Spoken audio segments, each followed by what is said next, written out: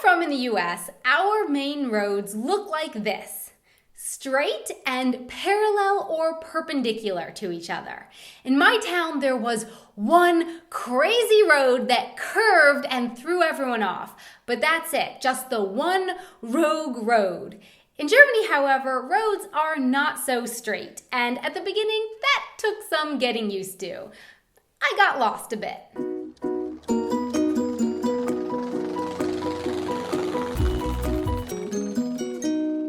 Hey everyone, I'm Donna and you're watching Wanted Adventure Living Abroad. Mr. German Man and I had an interesting conversation at the beginning. He gave me directions for how to get somewhere, and I, out of instinct, years and years of it being ingrained in my brain, said, but wait, that doesn't make any sense. Those two roads are parallel roads. Why would they intersect? This connection that I had, that roads equal grids, really perplexed Mr. German Man until he came with me to America for the first time and saw that, for the most part, our roads do actually follow this very deliberate grid system. Why? Why are the roads in the US like this and the roads in Germany like this?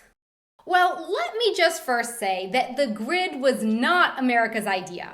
Barcelona here in Europe was built on a grid system. The grid system of roads has been around for a long, long time, dating way back to ancient civilizations. So while America might be the biggest user of the grid system, it certainly wasn't their idea. And I'm not saying that the grid system of roads is better or worse, because I'm not a road expert, but it certainly took some time for me to get used to the fact that roads could curve here and there and double back and figure eight after a life of straight blocks. In Germany, there is one city with the grid road system, and that's Mannheim in the southwest of the country. Because of its setup, which is unique here in Germany, it's been nicknamed Die Quadratestadt, which means the city of squares. I spent my childhood in the New England area of America, though, and I can tell you that not all American cities were originally developed with the square in mind. Downtown Boston, for example, is pretty curvy, but it's certainly an exception to the trend. All of that, though, still doesn't answer the question of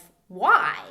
And I can't really give you one overall answer. I can tell you that one of the big reasons for all the chaotic roads here in Munich is that the Munich of today kind of grew together from the outside in rather than from the inside out. It started out as just what you see in the downtown city center. Then other villages grew up around Munich separately, and eventually Munich just kind of incorporated those villages into one to become the city of Munich that we know and love today.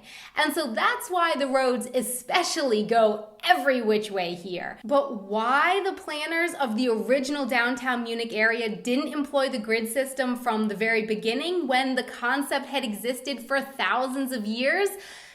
No idea. Taste? Preference? Grids are boring? I don't know. Why did Boston start with a curvy system, then straighten out a bit later? Why did Mannheim and Barcelona go for grids while other cities all around them did not? I would say the answer to why a city is laid out like it is comes down to either the preference of the city planners, the absence of city planning whatsoever perhaps, or something to do with the original defense of the city, the topography of the land on a case-by-case basis. I would love to hear if anyone has some answers. So my question for you is, can you add anything to this discussion of why roads are in grids in America and not so grid-like in Europe, even though the invention of the grid system existed for a long time? Also, what's your preference? To grid or not to grid? Please let me know in the comments below. Thanks so much for watching. Please don't forget to subscribe and hit that like button. And also, be sure to check me out on Twitter and my Facebook page for more photos and updates. Until next time, auf Wiedersehen! Quadratestadt. Quadratestadt.